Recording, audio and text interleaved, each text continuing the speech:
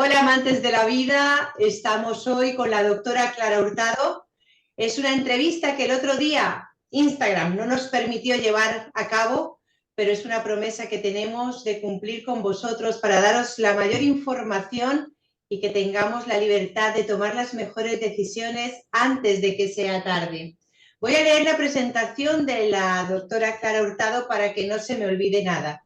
Ella es médico de familia y comunitaria. Trabaja en el Centro de Salud del Pla, en el Hospital Vinalopó de Elche, en Alicante, aquí en España. Es máster en atención paliativa integral a personas con enfermedades avanzadas en el Hospital de la Santa Creu y Sant Pau, en Barcelona. Sí. ¡Qué bonito! Yo viví muy cerca de ahí. Fijaros que hace una semana que venimos preparando la entrevista y me acabo de dar cuenta de este hecho que me traslada a otro sitio donde he tenido la oportunidad de residir. ¿Por qué está la doctora Clara Hurtado con nosotros hoy? Obviamente estamos hablando de voluntades anticipadas y ella, a través de la doctora Marta Micol, que hace un tiempo también nos visitó, me dijo, hay una persona que conozco que tiene un proyecto propio de voluntades anticipadas y de la planificación anticipada de la asistencia sanitaria. Y dije yo ese mismo día, esa persona la tenemos que conocer. Y hoy tenemos aquí a Clara Hurtado para que nos deleite con su sabiduría y con su experiencia y nos cuente un poquito sobre ese proyecto. Si hoy nos quedamos con poca información, la invitaremos otro día para que nos explique mucho más. Clara, muchísimas gracias por estar en este espacio. Hola, pues un gusto, un placer también para mí poder compartir, por ejemplo, mi experiencia en este caso, al haber hecho también este proyecto. Y es cierto que surgió a través de una compañera mía con la que éramos prácticamente compañeras de la residencia en la especialización que hicimos de médico de familia, y también con Marta compartimos justamente el proceso de formarnos en este máster en Barcelona, justo en el hospital, que haces una mención porque es un hospital muy especial, muy particular, con unas características, unos jardines impresionantes. Además tiene como un recorrido como un museo prácticamente en su interior, y es un lugar que hay que conocerlo, que hay que estar ahí, hay que pasearlo, y hay que conocer como hospital, pues hasta tiene una historia y una mención, ¿no? Que Definitivamente. con Marta siempre que pasábamos por ahí decía, uy, este lugar es Es espectacular. mágico. Para nosotros era así. Aparte Es la que magia nos propia. dieron, sí, es un lugar que invito a muchas personas que puedan recorrer por lo menos sus jardines y pasarse a ver el hospital, ¿vale? Que tiene mucha mención, hay reconocimiento también, histórico también, como monumento y todo. Definitivamente. Bueno, como os habéis dado cuenta, la doctora Clara Hurtado no es española, aunque ya está aquí y está definitivamente en España. Clara, cuéntanos un poquito de ti. ¿Quién es Clara Hurtado? ¿De dónde viene? ¿Y cómo llega a España? Bueno, supongo que la vida al final te va poniendo, ¿no? Personas en tu vida, y bueno, fue así como llegué prácticamente. O sea que llegué por amor, ¿no? Llegué por aquí, pero también había terminado la carrera. Terminé yo la carrera de medicina en Bolivia. Yo terminé en la Universidad Mayor de San Simón en Cochabamba, en mi ciudad, donde soy originaria además, y prácticamente eh, finales de carrera, terminé la carrera y surgió la idea de venirnos para Europa, ¿vale? Mi pareja era europea prácticamente, y pues nos vinimos para aquí. Y así pude poder seguir estudiando, poder acceder a lo que son las plazas y opositar, y continuar, porque al final esto es una carrera que no paramos prácticamente. Y fue así que nació, bueno, venir a España prácticamente, ¿no? Terminé en Lleida prácticamente la especialización, estudiamos un año más con Marta lo del máster, y nos vinimos, bueno, yo me vine en particular a esta ciudad por conocer nuevos rumbos, por tener nuevas experiencias, por cambiar también a ver si el sistema sanitario se modificaba en otra comunidad, más que por experiencia y por conocer, y porque quería estar cerca del mar. ¿Tú en este momento resides donde? En Elche. En Elche, ahora estoy en Elche, exacto, exacto. Ahora yo vivo. Vamos del sol muy cerca, tienes la playa a tiro de piedra, como decimos en España. Exacto, lo tengo cerca de momento todo y fue esa una de las condiciones por las que me vine aquí. Y que prácticamente ejercer mi profesión también es como, ¿no? Parte de esos tres pilares que tenemos en la vida, pues para mí era uno de ellos también. Pues Poder experimentar otro tipo de atención, siguiendo medicina, pues en otra comunidad y intentar hacerlo nuevamente lo mejor posible, que siempre estamos en ello. porque ha sido súper complicado que podamos coincidir horarios para que tus turnos, tu familia, tu vida pueda coincidir con un ratito para estar aquí en las redes compartiéndote. Exactamente, yo te diría lo mismo y yo estoy muy agradecida por la paciencia que me has tenido porque realmente ha sido una situación en la que tenemos que acomodar los horarios y es bastante difícil a veces, ¿vale? Pero bien, estamos aquí y vamos a ello, a hablar un poco de lo que realmente también te motivó y era también algo que yo al final no terminé ni de publicar ni llevarlo a un congreso, este trabajo de investigación que al final fue el trabajo de final de máster que lo hice justamente para mi formación y era justamente hablando de planificaciones de decisiones anticipadas, ¿no? También fue una intervención hecha en primaria, es decir, en atención primaria y hablábamos también del documento en tal, pero en sí el sentido de mi trabajo o el objetivo era que se tomase desde atención primaria a través de un primer contacto de su médico de cabecera, hablar sobre este tema, ¿vale? Tocar el tema y... Habilidad para recordarle a la gente porque de vez en cuando nos parece una buena idea recordar desde la visión de cada uno de los profesionales cuál es la importancia de este documento. Para ti, para la doctora Clara Hurtado, ¿cuál es la importancia del documento de voluntades anticipadas? Pues para mí es muy importante, ¿vale? Porque no va más allá más o menos de lo que nosotros planificamos, ¿no? Como planificamos todo siempre en la vida, ¿no? Realizamos un viaje, pero este es el viaje más importante al fin y al cabo, es el viaje de nuestra vida, ¿no? Por lo tanto, no es una planificación solo basado en temas sanitarios, ¿no? También está basado en temas existenciales, por lo tanto, tiene mayor sentido y mayor valor, ¿vale? Y es esto que queremos resaltarlo, ¿no? Prácticamente, es que esa persona manifieste o planifique esas decisiones de forma planificada, ¿no? Para que no solamente pueda decidir como desea, en este caso de manera proporcional, tomar decisiones a lo largo de su vida y poder compartirlo al mismo tiempo con la familia, con la comunidad, con sus médicos y que en todo momento, cuando pueda surgir alguna necesidad, se sepa bien claro sus decisiones de la persona, ¿vale? Pueden ser... Marta, la oportunidad de conocer dos Sí, experiencias que ella había vivido de cerca, en la cual llegó ese momento de que la persona que estaba sufriendo la enfermedad rompiese esa barrera del miedo de hablar por hacer daño e hizo que ese final de vida fuese mucho más sereno, incluso te puedo exacto. decir alegre, y que el comienzo del duelo de las personas que se quedaban fuese más agradable teniendo en cuenta que la tristeza siempre iba a aparecer.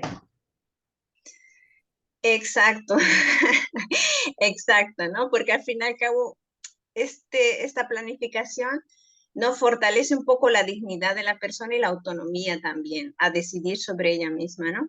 Y es cierto un proceso al fin y al cabo, cuando una persona, ya estaríamos hablando en una situación, ¿no? Donde tienes un pronóstico, que para eso estamos nosotros, para ayudar a identificar ese pronóstico que tiene la persona, ¿no?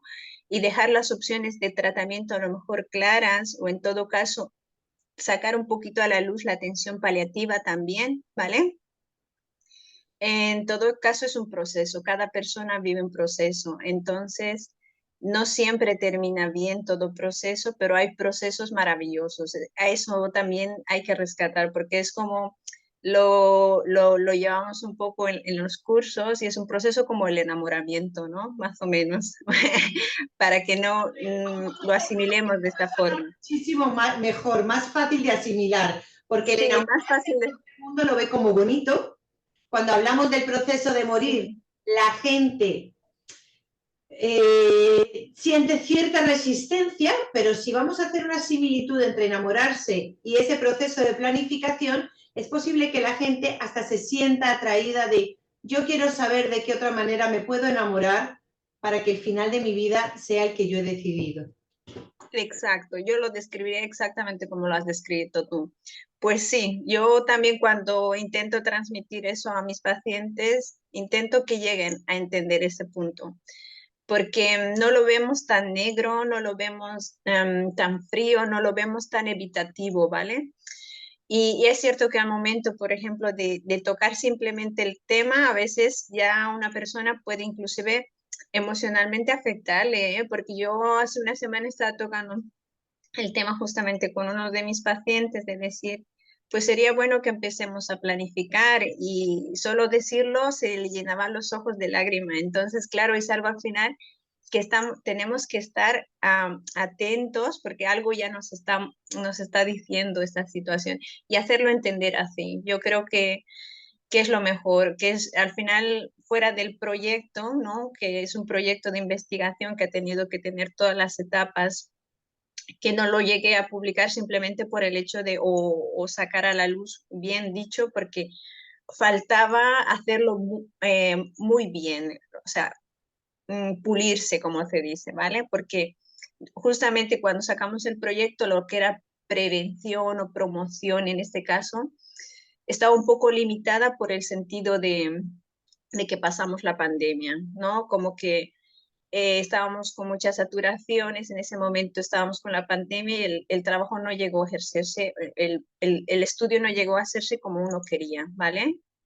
Entonces, sí, hemos tenido muchas situaciones y más en la pandemia, ¿no? Y más viviendo esta pandemia y habiéndose cambiado la ley y habiéndose cambiado el documento oficialmente a través de la ley de eutanasia también que salió en España, pues también era algo que antiguamente se revocaba, ¿no? Era un tema que lo teníamos que volver a tocar y que tenemos que volverlo a hablar en nuestras consultas y hablarlo con nuestros pacientes. Por eso hemos abierto este espacio, porque realmente Sí, el máximo de la población debe tener la máxima información para que puedan tomar decisiones y sobre todo instarles a hacerlo.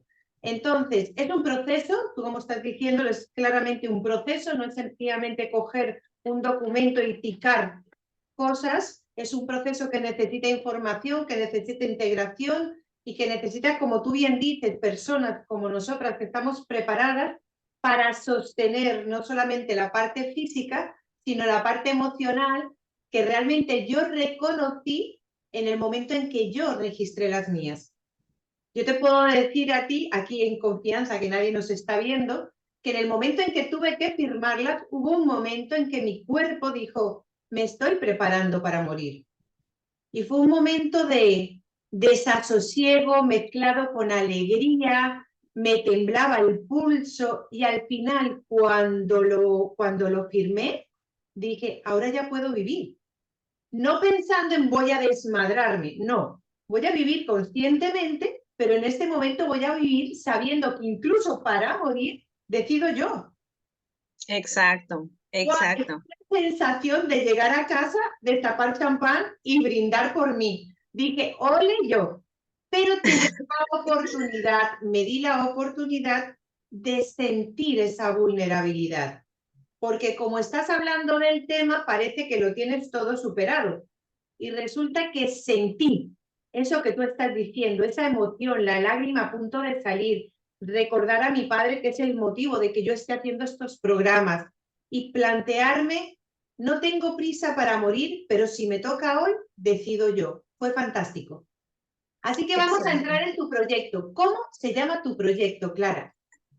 Bueno, mi proyecto estaba dirigido sobre todo a la comunidad, ¿vale? Entonces es un proyecto de prevención, entonces hablamos un estudio de impacto sobre todo comunitario sobre la planificación de decisiones anticipadas y el documento de voluntades, ¿vale? Se llamaba así mi proyecto. Entonces, se trataba de una intervención prácticamente comunitaria, era una intervención de prevención, una intervención donde podíamos hablar, no escogimos una población vulnerable en este caso, no escogimos pacientes oncológicos, pacientes que vivían en residencias, no escogimos nada, escogimos a la población en general, personas de mayores de 18 años, Pacientes que sanos. en general, sí, porque Sí. yo creía en este tema no seleccionar porque creo que es un tema que lo debemos conocer todos y si lo conocemos todos, a partir de nosotros pueden conocer otros terceros, ¿no? Puede ser yo que a lo mejor tengo 19 años, no quiero hablar ahora porque no lo tengo claro, pero tengo un abuelo de 80 años que a lo mejor a él sí le interesaría hablar del tema, ¿no? ¿No? Y eso al final era una actividad comunitaria que yo quería hacer. Entonces, separamos dos grupos para seguir a dos grupos de pacientes, unos que recibieran una atención común y habitual por la que asistían a su consulta, y el otro grupo prácticamente era al que el médico de cabecera iba a invertir en el primer contacto con el paciente, comunicarle tres cosas, 3 minutos sobre el documento de voluntades anticipadas, ¿vale? Comentarle que había este proyecto, comentarle que también había una persona que podía dar más información sobre el documento y además se le entregaba un tríptico sobre el documento de Fantástico. cómo elaborarlo, ¿vale? Y no le ocuparía más tiempo en la consulta, ¿vale? Si de ahí surgía alguna pregunta, él podía estar dispuesto a contestar. Por lo tanto, también se hizo una formación previa a los profesionales del centro para, en todo caso, poderlo decir, ¿vale? Y también después se hizo una evaluación al final del estudio sobre la percepción de los profesionales al momento de la intervención, ¿vale? Cómo era su experiencia, en qué momento tuvieron dificultad. Entonces se hizo así, ¿vale? Y a partir de ahí se siguió al grupo, que en todo caso fue el grupo de la intervención, a lo largo de un pequeño tiempo, a lo largo de un mes, para ver si él volvía a consultar, en este caso, por las decisiones de voluntades anticipadas, ¿vale? O planificación. El objetivo era, si bien se podía elaborar el documento como tal, como objetivo del estudio, pero también eran tan válidas aquellas consultas que él consultara sobre la planificación, sobre aquellos objetivos que veía. Muy bien.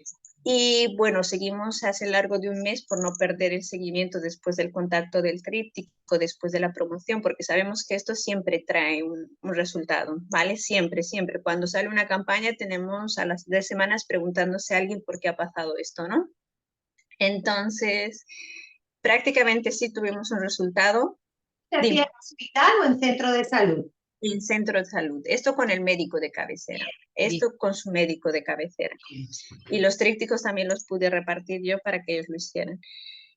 No hubo elaboración de un documento como tal en ambos grupos, ¿vale? Que era el objetivo del documento, pero lo importante también era ver si habían hecho algún comentario. Y sí hubo muy poquito, hubo un 13.3% que consultó en las consultas y generaron una visita, ¿no? De decir, ¿será que cuando yo envejezca pueda adquirir o cómo puedo irme a una residencia, por ejemplo? Esa era una consulta de uno de los pacientes que seguimos. Y si no me equivoco, también hubo una consulta al respecto del cuidado, de los cuidados, de los cuidadores, si no me equivoco, ¿eh? lo Por de ahora no lo tengo aquí en físico, tengo un poco el resumen, ¿vale? Pero me acuerdo que era uno de la consulta, ¿vale? la pregunta Sobre los cuidadores, ¿vale? Cómo él es, podía adquirir cuidadores. sí, pero cuidadores de asistencia sanitaria paliativos a domicilio o de cuidadores Ujú. personales. De cuidadores personales en este caso, Vale. ¿vale?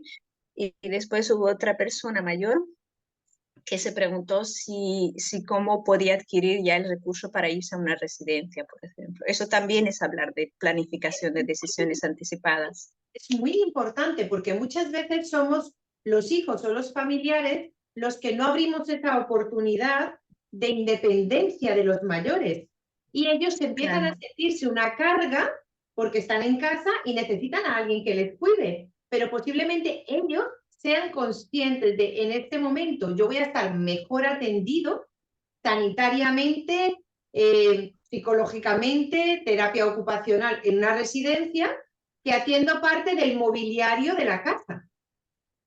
Claro, exacto, exacto. Y al final fueron ese 13.3% que se validó, porque eso al final es una validación que nos sirvió como consulta, como registro de ese grupo que se le dio la intervención. Y esto es planificar, ¿vale? Y fue esto lo que se rescató del trabajo en sí. Claro, hubiera sido mejor hacerlo con más magnitud, con más personas, a lo mejor no en una situación de pandemia, pero se puede aún seguir haciendo el trabajo y hacerlo de manera sistemática, que también fue parte de las conclusiones que quisimos. Después, sobre la percepción de los profesionales, pues no tuvimos la participación de todos, hubo un 60% de los que sí participaron y contestaron a la encuesta que se les envió y que se pudo responder. Y es cierto que entre los profesionales todavía quedaba un 60 o 70% que al momento de dar la información y contestarla tenían problemas éticos al momento de responderla. Pero más del 90% decía que sí, que estaban de acuerdo que tenía que ser una actividad sistemática, que se debería informar desde atención primaria y que sí creían que además era conveniente que estas charlas se hicieran con el médico de cabecera.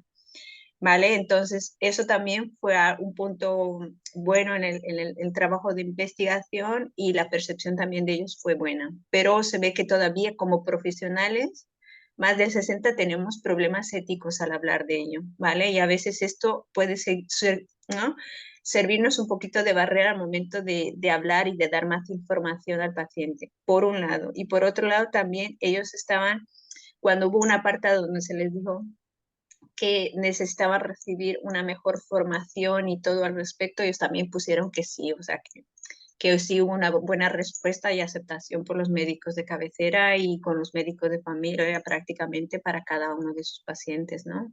Está Porque claro al que final, los profesionales sanitarios que como tú habéis firmado un acuerdo de dar vida, de promover la vida, de favorecer la vida, cuando se os está poniendo sobre la mesa la posibilidad de que acompañéis el proceso de morir, en muchas ocasiones todavía los médicos sienten que están perdiendo un partido en vez de ganar la oportunidad de ayudar a un final de vida en condiciones dignas, como tú lo has mencionado. Entonces, entiendo perfectamente que en muchas ocasiones los médicos no se sientan preparados ni para dar malas noticias, ni para acompañar en un proceso que realmente va a terminar en una planificación de, si no tengo voluntad, ¿cómo quiero que me tratéis? Entonces, esa formación dentro de las carreras creo que todavía no tiene fuerza, no tiene suficiente poder para que vosotros, los médicos, os sintáis empoderados para ayudar a vivir y ayudar a morir. en este caso sí, en este caso es prácticamente, es cierto que al final es una formación que la tenemos que recibir y generar más consultas también, ¿vale? Porque si en todo caso estamos viendo personas con más vulnerabilidad, con un pronóstico que lo tenemos, incluso muchos compañeros dicen, no tenemos nosotros ya el pronóstico antes que el oncólogo. Pues sí, entonces aprovecha este pronóstico para dar más información, pero en respecto a la planificación, ¿vale? Porque es donde yo quiero un poquito hacer hincapié para que la persona de forma autónoma, ¿no? Pueda beneficiar y al fin y al cabo no solo ella, sino la familia también, porque el tener no solo el documento, sino la planificación y de que esto se pueda hablar en familia reduce muchísimo el estrés en situaciones donde no estamos para decidir prácticamente, ¿no? En una etapa final a lo mejor de últimos días, donde ya una persona está con mucho impacto emocional, ¿no? Y también porque el proceso del duelo a los familiares pues les ayuda a reducir mucho, ¿vale? Para que estas decisiones se hayan respetado y que haya salido todo como se esperaba a lo mejor, ¿vale? Pero yo creo que es algo que tenemos que generar visita, como generamos una visita habitual, no lo sé, de un dolor abdominal, pues que se genere una visita, que al final era esto, era configurar un diagnóstico de consulta por planificación también y que a partir de ese diagnóstico se le puede hacer redactar, ¿no? su evolución en este caso. Me estás dando una pista muy importante porque, claro, siempre que hablamos de la planificación anticipada, de voluntades anticipadas, de las decisiones de las instrucciones previas y las voluntades anticipadas, pensamos que es un tema que se tiene que abordar en 2 o 3 minutos, pero en realidad lo que tenemos que hacer es pedir consulta para que en esa consulta no se vea nuestra gripe, nuestros ojos o nuestro estómago, sino que se vea la planificación anticipada de esas decisiones. Entonces vamos a tener 5 minutos, 7, los que tengáis por consulta, pero única y exclusivamente para tratar el tema del documento de voluntades anticipadas. Así que me parece sublime la idea que tiene tu proyecto.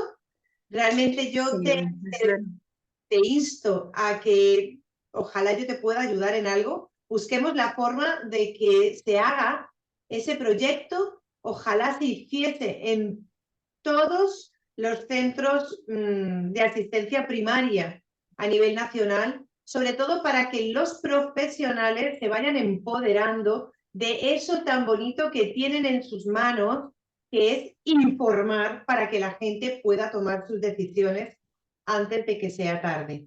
Doctora Hurtado, muchísimas gracias por su tiempo. Le agradezco que sea usted la que nos diga lo que sea para que toda la gente se motive a preguntarle a su médico sobre las voluntades anticipadas.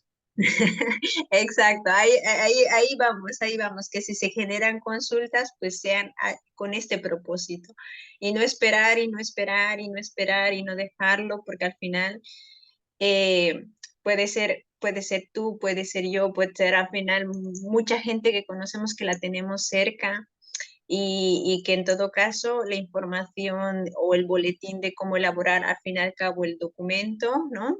Hay médicos, hay dos grupos, ¿no? Los que creemos que la planificación es muy importante y que se puede manifestar y que también son válidas como el documento de voluntades anticipadas, que el paciente haya manifestado en algún curso clínico escrito por su médico sus decisiones. Es tan válido como el documento, ambos se van a respetar. El documento obviamente lo tendremos a lo mejor ya convalidado a nivel estatal, a nivel comunitario, se podrá respetar este documento al momento de sus decisiones, pero también es tan válido algún curso previo con su médico también, o sea, se da la misma validez en realidad al momento. Todo dependerá en el momento de las decisiones, que el médico que lo atienda también se respete y que los familiares también estén todos de acuerdo en el momento de que se necesite aplicar estas decisiones, ¿vale? Pues muchísimas gracias. Ha sido un tiempo súper valioso. Valía la pena decir, bueno, valía la alegría personal hasta tener esa bonita sonrisa con nosotros y no solo la sonrisa, tu sabiduría, tu experiencia, tu proyecto, que ojalá vea la luz mucho más, que dé esa luz ese proyecto, que se valide y que se haga con frecuencia, de modo que también la gente, toda la población de cualquier edad a partir de los 18 años, vaya teniendo esa información necesaria, importante y que tengan el privilegio de vivir hasta el último día teniendo todo organizado para que en los últimos días se puedan dedicar a amar, a despedirse, a decir te quiero, a decir lo siento, a cerrar la biografía de una forma bonita para, como tú decías al principio, que ese momento de trascender sea solo para eso, para amar y partir. Exacto, exacto. Además, hay que hacer hincapié que mis decisiones de ahora no pueden ser mis decisiones de 10 años más allá. Entonces es revocable también, ¿vale? Entonces es algo que no nos cerremos. Será así, lo decidiré así. Si 10 años me cambio la decisión, pues como cuando hacemos un viaje también y lo vamos cambiando en el proceso, pues es igual, ¿vale? Y incentivarlos nada más a que nos informemos y nada, muy agradecida por la conversación, muy agradecida por la invitación y nada, pues me despido. Hasta otra oportunidad, doctora. Muchas gracias. Igualmente, adiós. Bueno, esta es la doctora Clara Hurtado, quien ha venido a hablarnos de voluntades anticipadas, de esa planificación anticipada de nuestras instrucciones para que a la hora de comenzar nuestro fin de vida, si no tenemos la voluntad de expresarlo, lo hayamos dejado todo recogido, bien registrado y, como ella bien decía, por lo menos hablado con nuestro médico de cabecera. Lo que nosotros hablemos con nuestro médico de cabecera estará registrado en nuestra historia y, como ella bien decía, lo podemos cambiar en cualquier momento si así lo sentimos y cambiamos de opinión. Así que, por favor, registrar vuestras voluntades de forma anticipada. Contar conmigo. Ya sabéis que aquí tenéis todos mis datos y será un placer acompañaros en ese camino de tomar las mejores decisiones antes de que sea tarde. Esto es Hablando de Voluntades Anticipadas y yo soy Ruth Mogollón. Muchísimas gracias por vuestra atención. Hasta la próxima sesión.